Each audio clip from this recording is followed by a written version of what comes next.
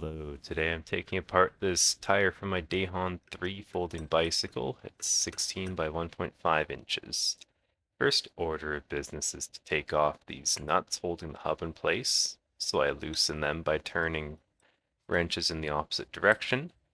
Then my preferred method is to stick one end in the vise and take off the nut at the other end, so that's what you see me doing here. Now the nut is just about all the way off, and now it's off.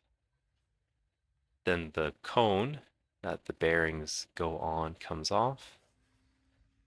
Then I can use any kind of thin pokey thing to remove the bearings themselves. They're in a race on this tire, which is very nice. Then the tire comes out and the spindle which rode within the hub is left in the vise. I clean it up quickly.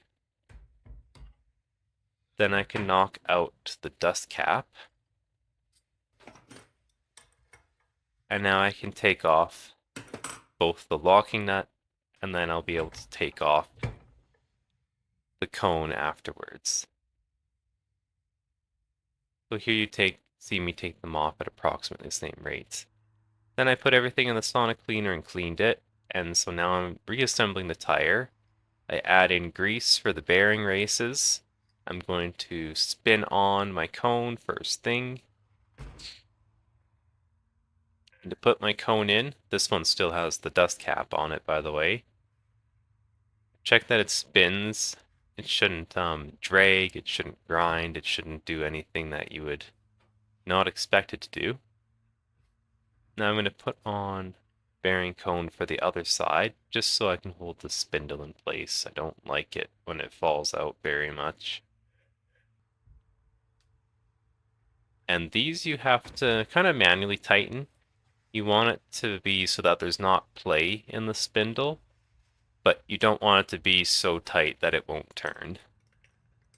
So once I've achieved that degree of tightness, I have a thin wrench I put on the cone and a bigger wrench I use to tighten up that lock nut. I do that on the one side, and then I do that on the other side, checking all the while that the spindle can spin freely without any kind of play. So I'm just kind of demonstrating it there that if you get it too tight, it locks up, and that's not at all what you want. And you do need a thin wrench. A thick, beefy wrench won't be able to get on just the cone without also getting on the spindle nut. And then I just do final tightening and final checks, and that's how I've taken apart and reassembled this tire. Hope you enjoyed this. Thank you for watching. Have yourself a great day.